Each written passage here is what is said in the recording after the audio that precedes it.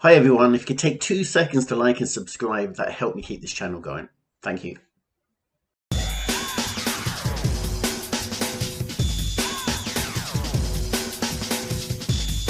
Hi class, this is another in this series of Rules of the Road videos I've been recording. This is section 14, correct behaviour at the scene of an accident.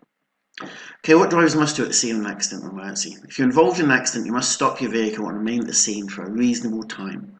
If anyone is injured or appears to need assistance, the driver of the vehicle must offer assistance. If vehicles are blocking the roadway or posing a danger to other road users, the roadway should be marked and the vehicle should then be removed as soon as possible. If you're asked by Garda, you must give your name and address and the address where the vehicle is kept and the name and address of the vehicle owner. The vehicle's registration number and evidence of insurance, such as the name of the insurance company or disc and motor insurance certificate. If there is no guard at the scene, you must give this information to the person involved in the crash or, if requested, to an independent witness. What drivers must do at the accident or emergency? If you or another person is injured and there is no guard at the scene, the accident must be reported to the nearest Garda station. If you fail to comply with these requirements, if you don't do it with the intent of escaping civil or criminal liability, i.e. you're trying to get away with it, situations where you know someone has been injured and needs medical attention, or you know someone has been killed, or are reckless as to the fact, you think they might have been killed, you don't know, you're not sure, but you take the chance. You may be convicted and receive a fine of €20,000 and or a prison term of up to 10 years. If the accident damages property only and there is a Garda in the immediate vicinity, you must report to the Garda. If there is no Garda available, you must provide this information to the owner of the property. If neither Garda nor the owner is immediately available, you must give all relevant information at a Garda station as soon as reasonably possible. If you are advised to keep a disposable camera with built-in flash in your vehicle, and if possible, take photographs of the scene and any damage done. Last time I was on holiday and we rented a car, there was a disposable camera in the glove compartment, which is great because the photographs and video won't necessarily be accepted in the court of law if it becomes a criminal or a civil case, but video and photographs will be considered by insurance companies, so it's well worth doing. And obviously digital photos are much easier to manipulate than analog, than old-fashioned film. So an old-fashioned disposable film camera, leave it in the car, it's a great job. Take care when moving damaged or broken down vehicles. Make every effort to warn oncoming traffic of the accident. You can warn them by using your hazard lights.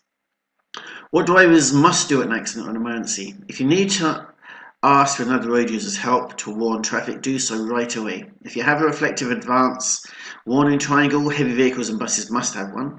Place it on the road far enough from the scene of an accident to give enough warning to approaching traffic. A warning triangle should not, however, be used on the motorway. We've mentioned this before, or in a place where it would be unsafe. When placed on a triangle, you should take account of prevailing road conditions, traffic speed and volume. If you're on a bend, put the triangle around the other side of the bend. There's no point putting it right behind the car, because as soon as the other vehicle comes around the bend, he's on top of you. If breakdown on blah blah blah, prevailing road conditions, traffic speed and volume, yes. So just think about where you're putting the triangle. If the breakdown occurs near a bend in the road, make sure you give warning to traffic on both sides of the bend.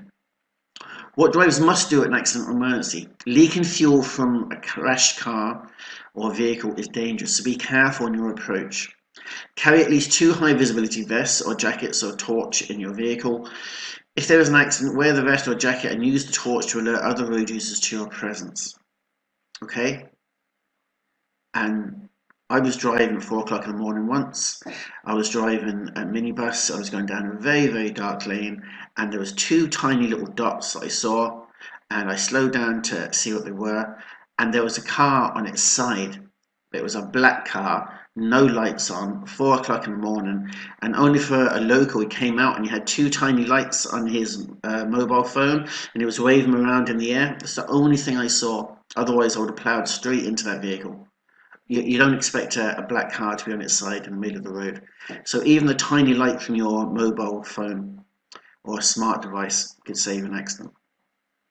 As a professional driver, you should carry a torch on your vehicle anyway, and I'd hope you have at least 2 or 3. I have 4 or 5 high-vis in my car. They roll up very small, they're not hard to carry. What to do if you arrive at the scene of an accident? Do remain calm, switch off the engine, apply your handbrake, use reflective advanced warning triangle if available, except on a motorway. Switch on the hazard warning lights and parking lights. Make sure you are safe as you try to help others. There's no point in causing more harm or hurting yourself. Make sure others are safe. You should keep any injured people warm by placing coats or rugs around them. Do organise bystanders to warn oncoming traffic from both directions if this has not already been done. Call for help. Contact the emergency services 999 or 112. What to do if you're over the scene of an accident? Don'ts. Don't panic. Assess the situation before taking action. Don't stay at the scene if there are enough people helping and keeping it under control. Move on. If it's controlled, move on. Don't get injured yourself. Park your vehicle safely out of the way.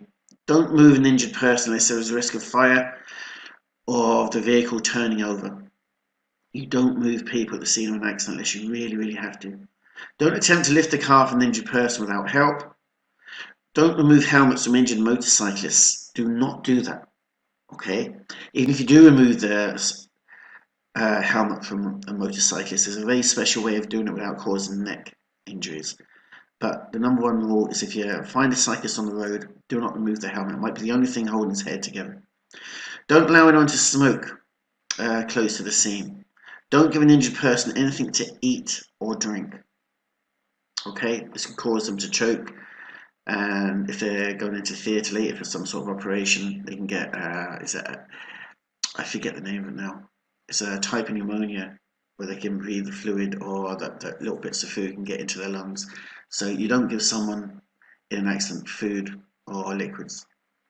If your vehicle carrying petrol, heating fuel, or acid is in an accident, you should keep well clear of the scene. Position yourself if possible to make sure that the wind is not blowing from the accident towards you. So it's uphill, upwind. Warn other road users about the danger. Give as much information as possible about the marking labels on the vehicles when summoning help. Let the emergency services do any rescuing.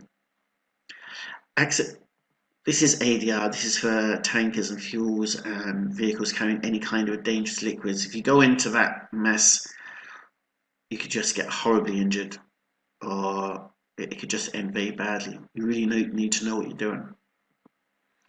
Accidents involving dangerous goods. The signs of vehicles carrying hazardous chemicals. As you can see, this is corrosive, there's a hand and there's a fluid being dropped on. This is explosive, and this is a biohazard. Viruses and bacteria or infectious stuff such as medical waste and warning acid. There's lots of other signs as well. Thank you for liking and subscribing to my channel. And like and subscribing to my channel helps other people like you find them. I'm Leon Clifton.